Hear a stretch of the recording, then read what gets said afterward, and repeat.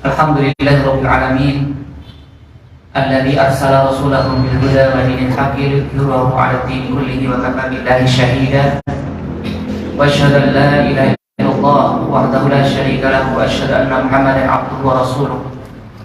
Allahumma shalli wa sallim wa barik ala sayyidina Muhammadin wa ala alihi wa ashabihi ajma'in wa tabi'in wa tabi'in tabi'in wa man tabi'ahum bi ihsan ila yaumiddin. Amma ba'du. Qala Allah Ta'ala, a'udzu billahi as-sami'il 'alim minasyaitonir rajim. Ya ayyuhalladzina amanu taqullaha haqqa tuqatih wa la tamutunna illa wa antum muslimun. Wa qala aidan, ya ayyuhalladzina amanu taqullaha wa kunu ma'as shadiqin.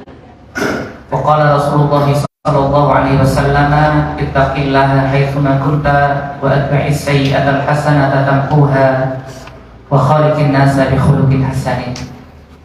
Bapak Ibu yang dirahmati oleh Allah Ta'ala, jamaah salat maghrib yang berbahagia, di awal yang pertama dan utama tentu saja adalah kita bersyukur kepada Allah atas segala nikmat-nikmat yang Allah berikan kepada kita semuanya.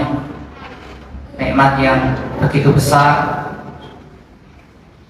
dan Allah titipkan kepada kita nikmat yang paling agung, yaitu nikmat hidayah menjadi seorang muslim. Dan menjadi seorang muslim ini adalah merupakan hal yang akan menjadi penentu nanti kebahagiaan seorang itu di kehidupan akhirat. Karena ketika seseorang itu sudah menyandang muslim, berarti dia selamat dari azab yang kekal. Masih punya kesempatan, kalaupun dia seorang muslim yang berdosa, dia mempunyai kesempatan untuk masuk ke surganya Allah Ta'ala. Salat dan salam semoga Allah limpahcurahkan kepada junjungan kita Nabi besar Muhammad sallallahu alaihi wasallam, kepada keluarga, sahabat dan kepada pengikutnya yang setia menjalankan sunnahnya hingga yaumil qiyamah. Bapak Ibu yang dirahmati oleh Allah Ta'ala, di malam hari ini insyaallah kita akan melanjutkan tema kajian kita di 2 minggu yang lalu, yaitu tentang masalah iman. Berbicara tentang keterpurukan iman dan bagaimana mengobati keterpurukan iman tersebut. Sebelumnya sudah ada 3 poin yang sudah saya sampaikan, dan insya Allah kita akan lanjutkan di poin-poin berikutnya. Kalau dari buku aslinya sangat banyak, tetapi di malam hari ini insya Allah akan saya selesaikan dengan memilih beberapa poin-poin yang secara pribadi saya anggap sangat penting bagaimana seseorang itu bisa memperbaiki keimanannya kepada Allah Ta'ala.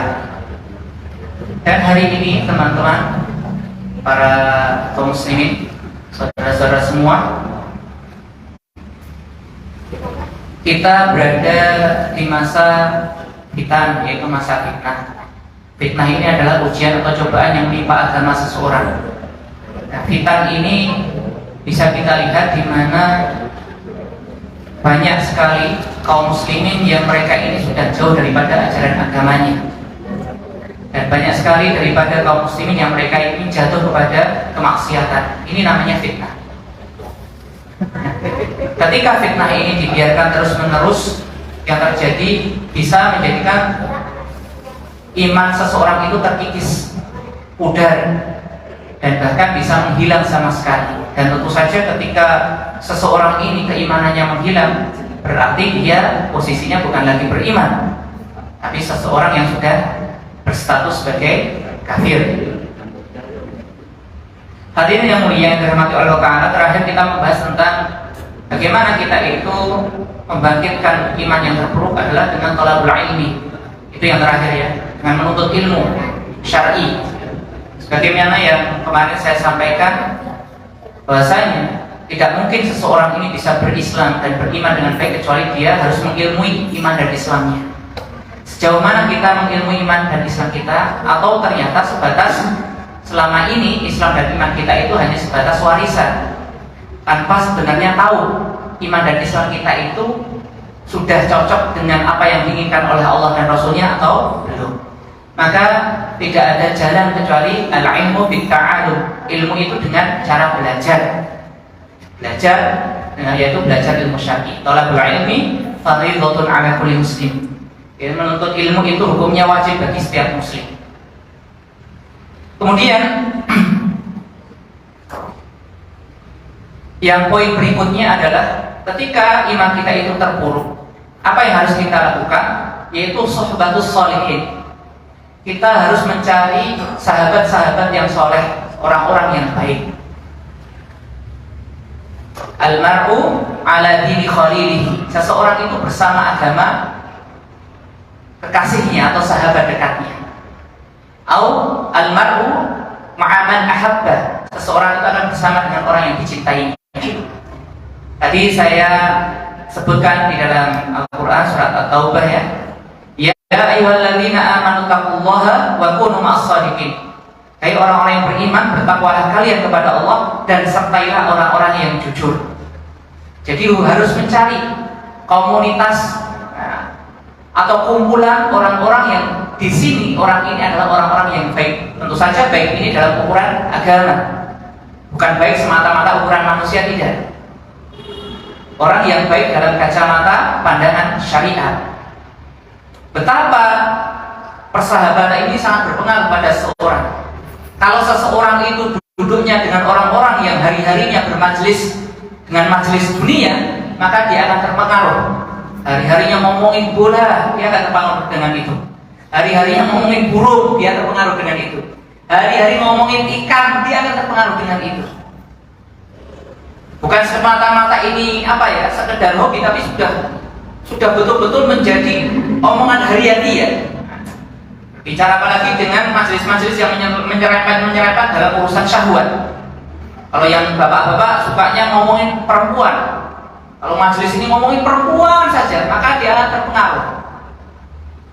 Maka tidak ada jalan lain kecuali ketika kita ingin memperbaharui iman kita, yaitu apa? Suhbatus sholihin. Kita mulai mencari teman-teman yang baik. Bukan berarti kita membatasi diri dalam pergaulan, tidak, tetapi bagaimana kita itu memilah dan memilih siapa yang layak dijadikan sebagai teman kepercayaan kita.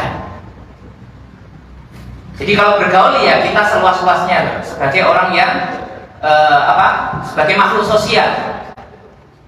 Ya kan tidak dibatasi pergaulan kita, termasuk dengan orang-orang non-muslim atau orang-orang kafir pun tidak masalah.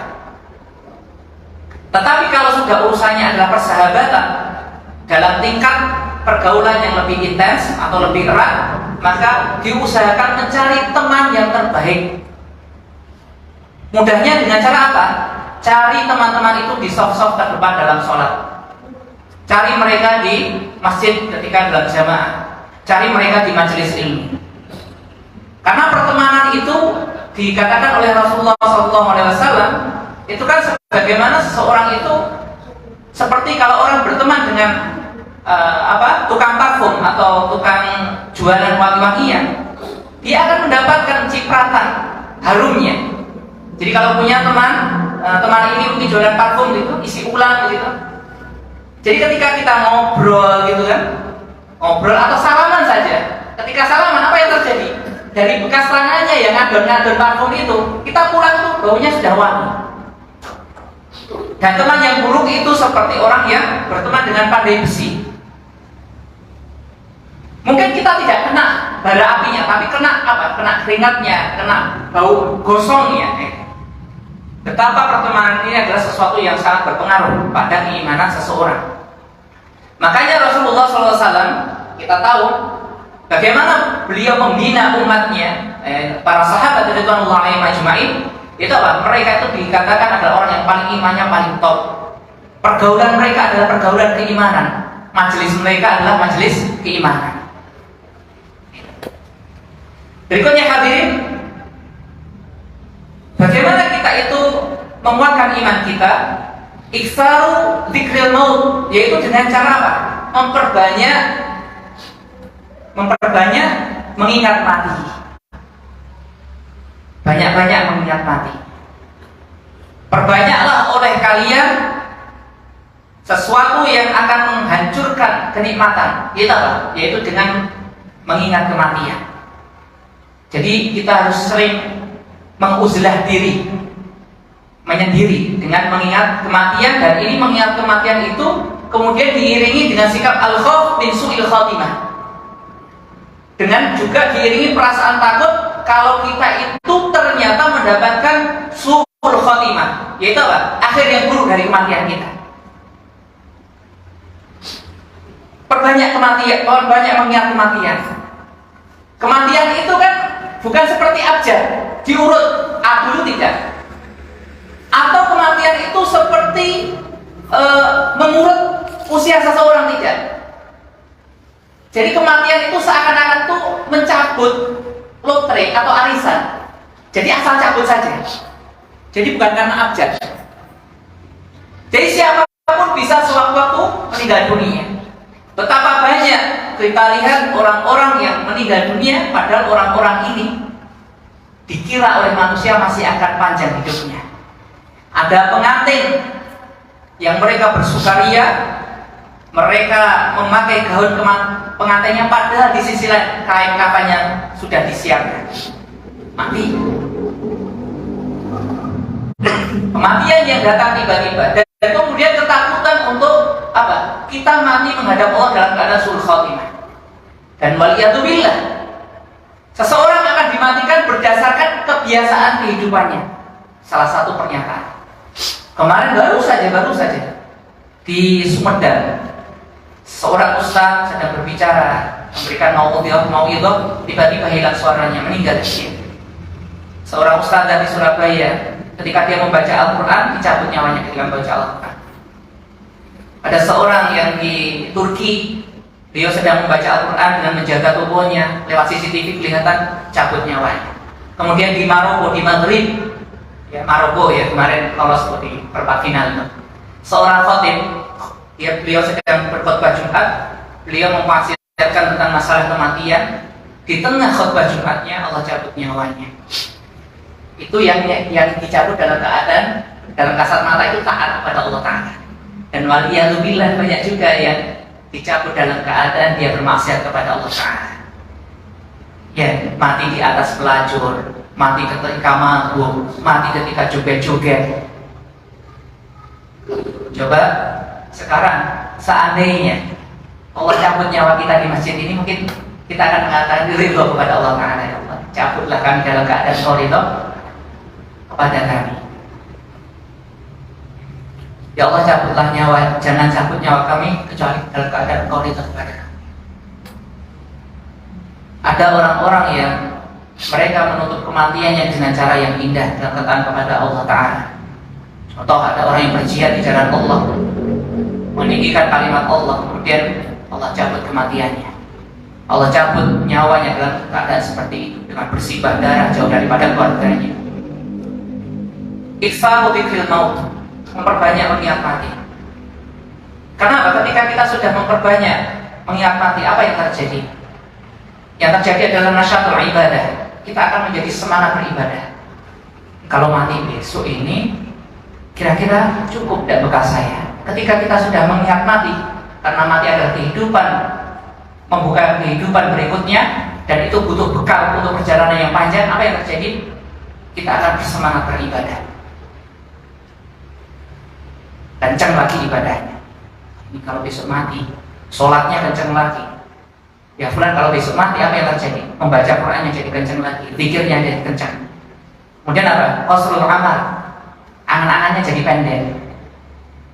Angan-angan pendek maksudnya angan-angan untuk cari dunia ini jadi pendek. Kita bisa diputuskan itu. Angan-angan untuk mencari dunia. Jadi yang hari-harinya dari pagi sampai siang cuma ngurusin dunia saja, coba mengingat mati. Kalau Allah cabut nyawamu dalam keadaan kamu sibuk nyari dunia dan kamu lupa akhirat, kira-kira kamu ridho pada? Walaupun seandainya ya dia mencari dunia, maka mencari dunianya itu bukan semata-mata dunia, untuk menguatkan bekalnya di akhirat. Kemudian apa? Timbul rasa cintanya kepada akhirat itu tinggi. Mengingat kematian berarti kalau sudah orang ini mati kan tandanya dia dipanggil oleh Allah Ta'ala, tandanya dia berjumpa dengan Allah Ta'ala, maka dia akan rindu dengan pertemuan dengan Allah Ta'ala. Barang siapa yang dia suka berjumpa dengan Allah Ta'ala, maka Allah akan juga suka berjumpa dengan dirinya. Tapi barang siapa yang benci berjumpa dengan Allah Ta'ala, maka Allah pun tidak suka berjumpa dengan dirinya. Iktsaru dzikril maut, perbanyak mengingat kematian.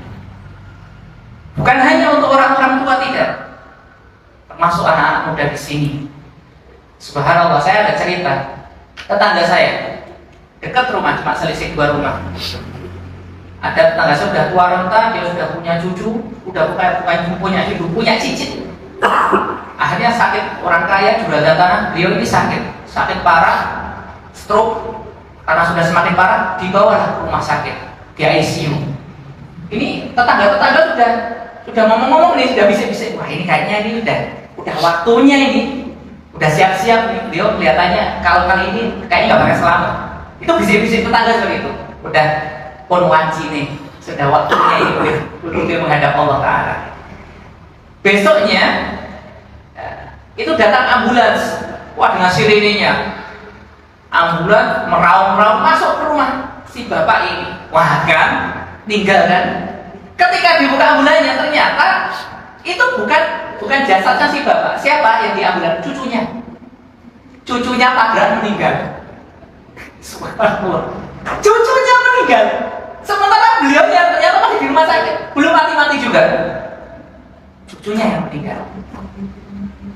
Bagaimana ini Allah memperjalankan kematian ini? La yastakhiruna sa'atan wala yastaqdimun. Tidak bisa diakhirkan sebentar, tidak bisa dimajukan sebentar.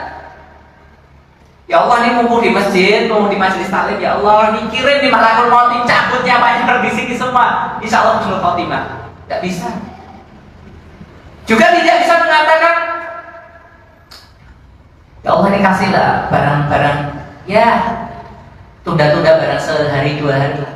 Saya masih ingin menikmati hidup. Nanti kalau sehari 2 hari, nanti kira-kira malakul maut itu sebelum cabut nyawa itu ya paling tidak ketuk pintu dulu, kasih notifikasi, Mas, besok waktunya jenengan nggih.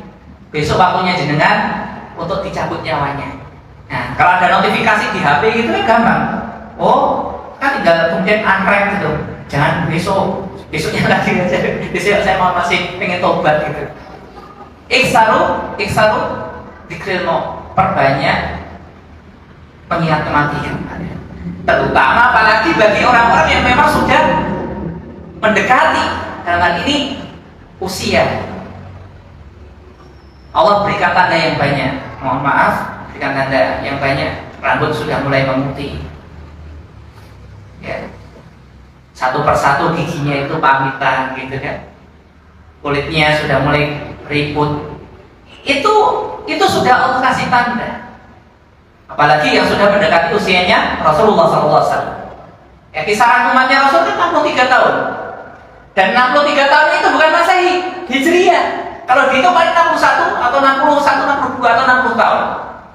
Kalau sudah, apalagi yang usianya di atas 40 tahun juga, itu juga harus hati-hati.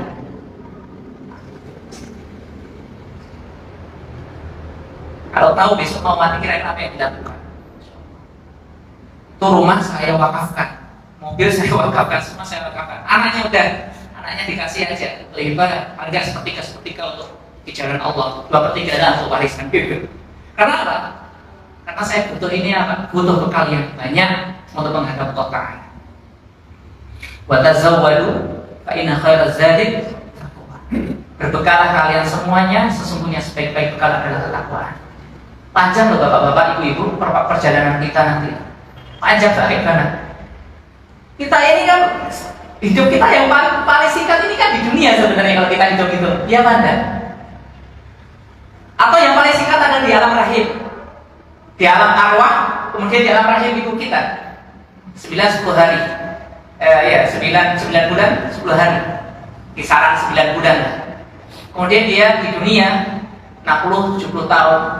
Dan subhanallah, bapak-bapak di sini mungkin merasakan betapa usia kita itu cepat sekali.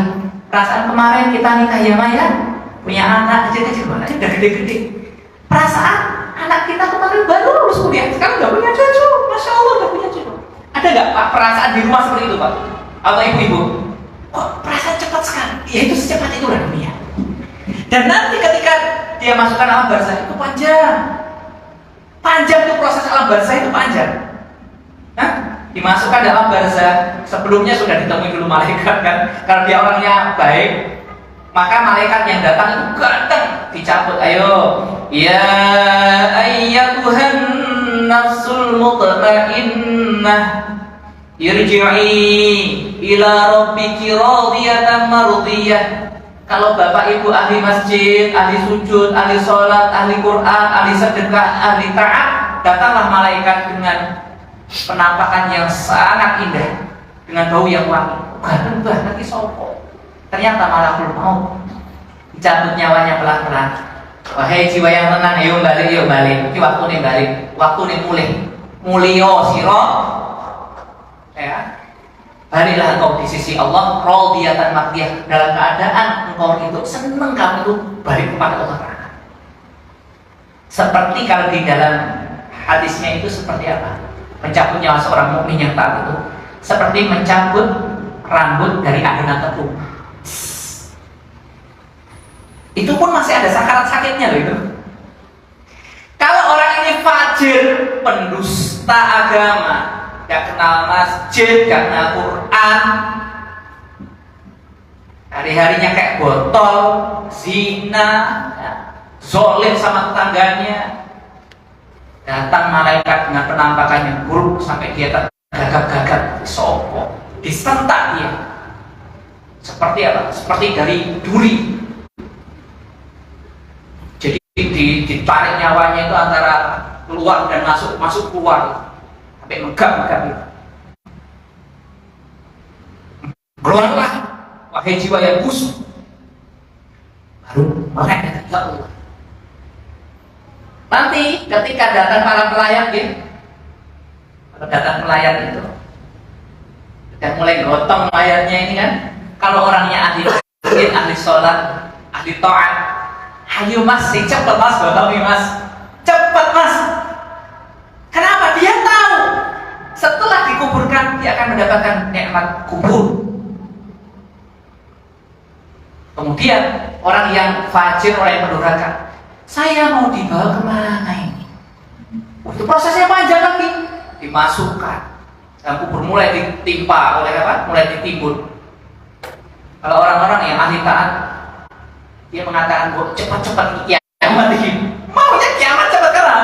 Kalau sudah kiamat itu datang berarti kan yang berhisab. Dia tahu tempatnya itu mana? Surga. Bahkan sebelum masuk surga, kuburannya itu menjadi apa? Menjadi surga. Raudhatan min riyadil jannah.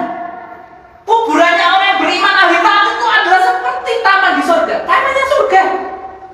Bapak-bapak, ibu-ibu, sekarang sebutkan tempat yang paling indah yang pernah bapak-bapak, ibu kunjungi. Tempat yang paling indah. Jogja, Kaliurang mas, adem, mengajar ada tempe, tongkrongan, wet airport, kalah pak dengan taman surga. Sepanjang mata memandang, dihamparkan dia. Sementara bagi orang yang fajir, dia ketika mendapat imtihan, ujian, ditanya marroh bukan, nggak bisa jawab, maka tanah itu akan menghimpit dia, sehingga tulang rusuknya itu akan menghimpit antara satu dengan yang lain. Belum lagi malaikat itu, ya Allah, galaknya setengah mati, ditempelin malaikat. Yang pernah merasakan bagaimana sesaknya dada, yang pernah kena COVID atau asma atau sakit yang parah jatuh, ketika dada sesak seperti apa, itu nanti dikubur lebih sesak lagi. Ketika mereka mendengar kiamat, mereka tahu tempatnya. Jangan sampai datang kiamat, padahal dari ditabui oleh malaikat itu. Tapi mereka mengatakan jangan sampai datang kiamat karena takut. Iksa dzikrul maut, perbanyak mengingat kematian. Jadi keseweneng saat ini mikir punya rumah yang bagus megah, cobalah sekarang jadi arsitek, mulai mendesain rumahnya nanti di kuburan. Nah, mulai sekarang desainnya di kuburan, tidak bilang desain di kuburan itu terima jadi. Desainnya sekarang, kira-kira kuburan Sungguh ya, ruangnya segini, AC-nya segini, itu ukurannya manusia. Nanti ada taman bunganya, ada ininya. Nah, desainnya sekarang mulai bangun, kumpul-kumpul materialnya sekarang. Dengan apa? Dengan amal soleh. Apa mas? Kok sholat rawatib kok kenceng banget mas? Nah, ini lagi ngumpulnya material mas, kalau mas mau bangun nanti untuk taman di surga, termasuk bangun rumah di surga, materialnya mulai sekarang. Nah, sekarang kita bapak-bapak, ibu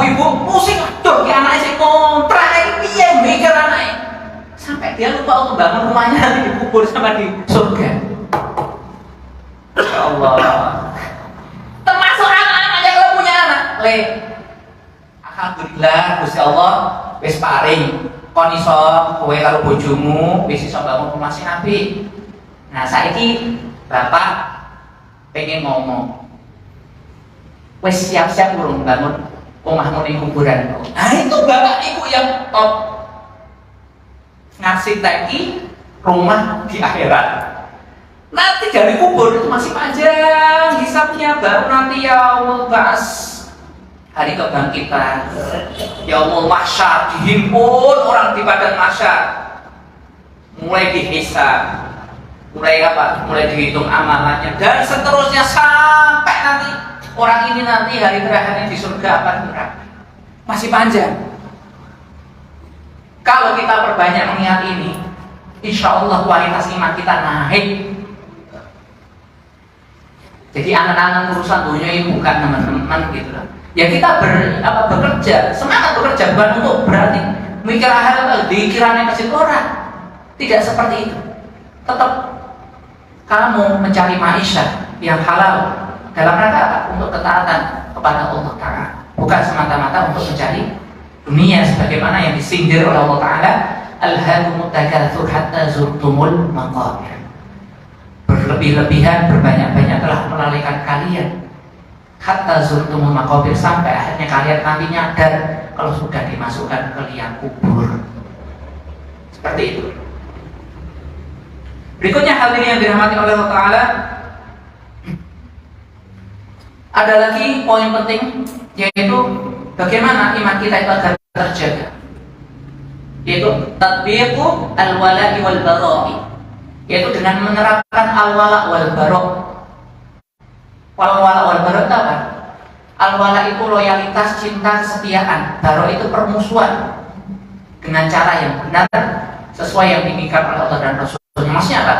Yaitu kita berwala, kita mencintai kaum muslimin dengan kecintaan yang benar. Sementara kita memusuhi orang-orang kafir, orang musyrik dengan permusuhan yang benar. Dan ini yang saat ini ketukar-tukar, makanya imannya itu letoy pada. Harusnya dia itu mencintai malah dimusuhi, harusnya dimusuhi malah dijadikan saudara.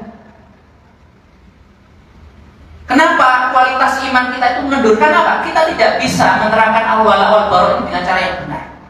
Padahal awfaqul Islam al-hubbu fillah wal bughdu fillah.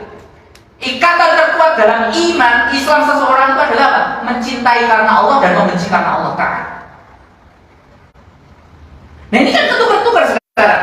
Padahal kita baca di surat Al-Fatihah, Muhammadur Rasulullah walladzina ma'ahu asyidda'u 'alal kuffari ruhama'u bainahum. Kan gitu. Muhammad itu adalah utusan Allah, dan orang-orang yang bersama Muhammad SAW adalah orang-orang yang keras dan tegas kepada orang-orang kafir, dan dia berkasih sayang kepada orang-orang yang beriman. Dalam ayat yang dikatakan, ya ayyuhalladzina amanu may yartadda minkum an dinihi fasawfa ya'tillahu biqaumin yuhibbuhum wa yuhibbuna adzillatin 'alal mu'minin 'izzatin 'alal kafirin. Wahai orang-orang yang beriman, jika ada di antara kalian yang memilih murtad keluar daripada agama Islam, Allah akan menggantikan dengan kaum yang lain, yang mana kaum ini mencintai Allah dan Allah mencintai mereka. Yang mana mereka ini bersikap azillatin 'alal mu'minin, lembut kepada orang yang beriman, a'izzatin 'alal kafirin, dan keras kepada orang-orang kafir. Keras ini bukan berarti harus ketemu orang non-muslim, ketemu ditempel lagi, enggak. Punya tetangga non-muslim, meski mumpung wongnya kafir, gak apa-apa rambutan dikeroncot, ya itu bukan. Ada, maksudnya apa? Tegas dalam prinsip. Kecuali kalau ini memang medan perang, itu urusan lain. Tapi kalau dalam muamalah kita punya ketegasan dalam prinsip. Jangan lembek. Ini ayat kan ada ayat yang lain yang sering kita baca. Qul ya ayyuhal kafirun la a'budu ma ta'budun, dan seterusnya. Ini mumpung ini bulan Desember, ada hari Natal ini, ada sebagian kaum muslimin ini yang latah. Latah apa? Dengan alasan toleransi, mereka hanya ikut dengan ritual-ritual orang-orang non-muslim. Apa urusannya mereka? Toleransi itu bukan menghormati. Kita nggak perlu menghormati mereka. Mereka itu jelas-jelas berbuat syirik kok dihormati. Tidak ada kehormatan bagi orang yang menyekutukan Allah. Toleransi itu apa artinya? Membiarkan. Kamu mau nyembah salib ya monggo, mau nyembah patung ya monggo, biarkan, nggak usah diganggu. Itu toleransi, bukan menghormati. Toleransi itu membiarkan, tidak menghormati. Nah, ini termasuk penyakit yang ya Allah, penyakit kronisnya kaum muslimin. Itu kebalik lagi. Sesama muslim berantem, tukaran, tawuran, eker-ekeran, goro-goro kunut subuh, goro-goro apa mana? Goro-goro masalah sholat ini jahar apa enggak dan seterusnya. Gara-gara benderanya berbeda. Sementara dengan orang-orang kafir cengengesan. Salah. Dan inilah yang harus betul-betul kita sampaikan kepada saudara-saudara muslim kita. Sudah, kalau toleransi biarkan saja mereka beribadah. Coba itu dibaca itu asbabun nuzulnya surat Al-Kafirun. Itu kan gara-garanya Rasulullah SAW diberi tawaran oleh orang-orang kafir. Terus gini emang, kalau bahasanya orang kafir pada Muhammad, gini emang, daripada kita tukaran terus, eker-ekeran, kamu punya Tuhan, kita juga punya sesembahan, kamu menghina Tuhan kami, gini aja, bagaimana kalau kita kompromi? Jadi Al-Kafirun itu adalah orang kafir itu membujuk agar Muhammad itu kebablasan untuk bertoleransi, sallallahu alaihi wasallam. Gini caranya, tahun ini mak, kamu nyembah Tuhan kita, tahun ini kamu ikut nyembah Lata, Uzza, Manat, dan Hubal. Nah tahun depan kita nyembah Tuhanmu Allah itu. Gimana kalau kita kompromi? Akhirnya Rasulullah itu mendapatkan wahyu. Qul ya ayyuhal kafirun la a'budu ma ta'budun. Kalau udah urusannya keyakinan akidah, tidak ada ini toleran, tidak ada tawar menawar, tidak ada. Mati harganya. Tauhid harga mati. Sekarang kan enggak, subhanallah.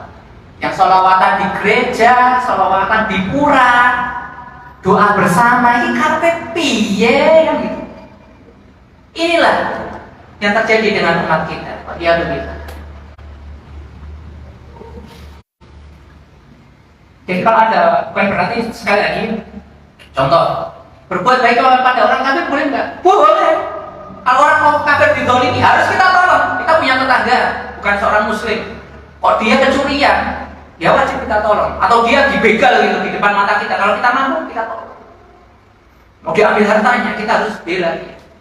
Bahkan kalau ada seorang muslim menyakiti orang kafir yang dilindungi, dikatakan Rasulullah, jangan sampai ya kalau ada orang ini menyakiti kafir zimmi yang mendapatkan jaminan, maka katanya Rasul, laisa minna, orang ini bukan termasuk golongan. Dalam sosial baik-baik saja, tapi dalam urusan kita harus ada garis yang tegas. Aizzatin 'alal kafirin, tegas kepada orang-orang kafir. Apalagi kalau orang kafirnya ini jelas-jelas menjajah kaum muslimin, membunuh kaum muslimin, nah itu lebih-lebih lagi. Contohnya Israel. Kok iso-isone itu orang Indonesia datang di sana jadi duta perdamaian dengan Israel. Dan Israel tuh bunuh saudara kita, gusur tanahnya. Kok diajak berdamai? Berdamai dengan penjajah itu tidak bisa. Kita mau berdamai duduk di atas meja kalau kamu sudah serahkan itu tanah kami. Kalau kamu masih jajah, perdamaian kita itu bukan dengan kata-kata, dengan apa? Dengan senjata, dengan jihad itu. Kalau orang Islam itu dijajah kok kita berdamainya omong-omongan, ya nggak bisa. Udah gitu orang-orang Islam ada yang kelatan. Itu Israel tuh sebenarnya baik loh mas. Oh dia suplai listrik, suplai ini, suplai. Ini kalau kepalanya itu sudah dijejeli sama duitnya orang-orang kafir ya begitu. Paham maksudnya ya? Jadi ada, ini bukan menggebiau ya tidak, tapi kita bagaimana memberikan sikap yang benar. Aku minta contoh, kebalik-balik lagi. Ini juga banyak orang Islam tertipu. Saya sedikit nih fokus di ini. Contohnya kasus Rusia lawan Ukraina. Namanya setengah mati nih. Indonesia itu bagian blok sana, blok sini. Itu presiden Rusia Vladimir Putin itu pro Islam dia itu. Sampai ada videonya Putin itu dikasih sholawatan. Sholatu Rasulullah, Vladimir Putin gimana? Dia karena apa? Karena dia bola sama ini presiden chessnya Nadiro. Wih, di sana orang Islam dia apa? Dihormati. Allah ini orang Islam ini. Padahal Putin itu sampai sekarang dia itu membunuhi orang-orang Islam di Suriah itu sampai ribuan sampai sekarang. Lah kok bisa orang Islam di Indonesia kok jadi bilang Putin, gimana ceritanya? Apalagi bapak-bapak di sini ya, yang tahun 80-an tahu berita Afghanistan itu Uni Soviet itu yang dibunuh oleh Uni Soviet itu berapa? 1 juta lebih orang Islam itu dibunuh sama Uni Soviet yang sekarang pecah dari Rusia. Tahun 98 Rusia itu membunuh orang Chechnya itu ratusan ribu. Kok iso orang Islam sekarang karena buta sejarah, hanya terbalik-balik, harusnya dimusuhi, dijadikan teman, bahkan dijadikan pujaan hati. Maka tidak bisa dipungkiri akhirnya kualitas iman Islam, umat Islam ini memang ya akhirnya ngos-ngosan memang, karena ketukar-tukar. Berikutnya Bapak Ibu yang dirahmati Allah Ta'ala, agar iman kita itu tetap terjaga Pak, salah satunya qiraat siratus sholihin, itu dengan banyak membaca perjalanan orang-orang soleh termasuk sirah nabawiyah, banyak-banyak membaca kisahnya para nabi, kisahnya Rasul Muhammad SAW dalam memperjuangkan imannya, kisahnya para sahabat. Coba dibaca itu kisahnya Rasul, bagaimana seorang Muhammad SAW. Beliau ini kan sebelum mendapatkan titel sebagai nabi dan rasul kan dikenal sebagai orang yang baik di kalangan Arab Quraisy. Muhammad itu adalah al-amin, orang yang terpercaya, wongnya jujur, api itu banget apinya. Tapi begitu Rasulullah mendapatkan wahyu, apa yang terjadi? Dimusuhi sedemikian rupa. Yang sebelumnya beliau bergelar al-amin, beliau mendapatkan julukan baru. Apa julukannya? Al-Majnun, Edan. Muhammad Majnun, Edan Muhammad ya. Rasulullah bayangkan, dihancurkan reputasinya. Sahirun kadzab. Muhammad itu dia sudah belajar sihir, jadi dukun deh, kadzab, pendusta. Dan Rasul apa? Diboikot. 2 tahun lebih diboikot. Gak boleh berdagang, gak boleh ini, gak boleh itu sama sahabatnya. Sampai dikisahkan ketika diboikot oleh kafir Quraisy itu gak ada yang dimakan. Sampai para sahabat ada yang kencing darah. Mereka itu gak ada yang pernah, gak ada yang makan, mereka makan rumput. Rasulullah SAW bagaimana kisahnya beliau? Dicekek sampai hampir berapa? Sampai nafasnya habis, disihir.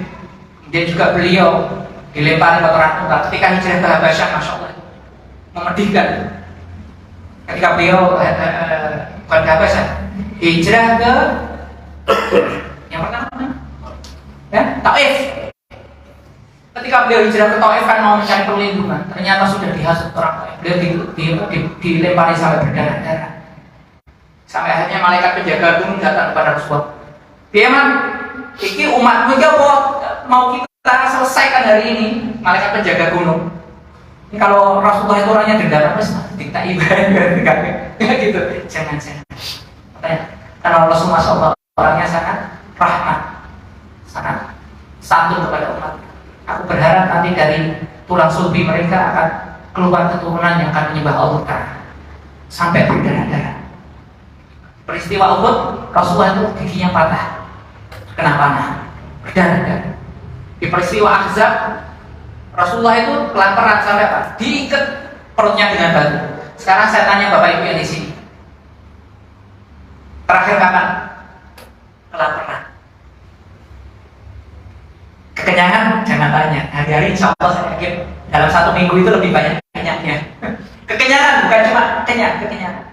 Rasulullah di perang Ahzab kenyang, beliau kelaparan sampai tersingkap, dia itu mengikatkan batu untuk mengganjal rasa laparnya.